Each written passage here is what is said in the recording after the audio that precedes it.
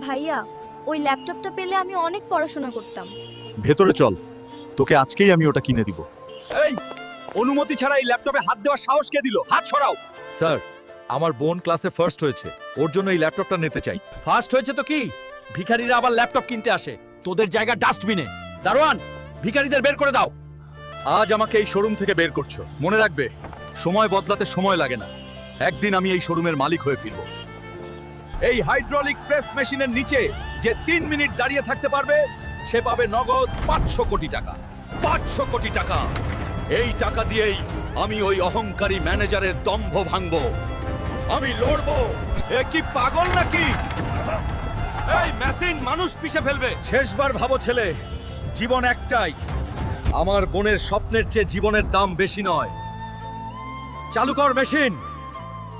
কি ভার, মনে হচ্ছে পাহাড়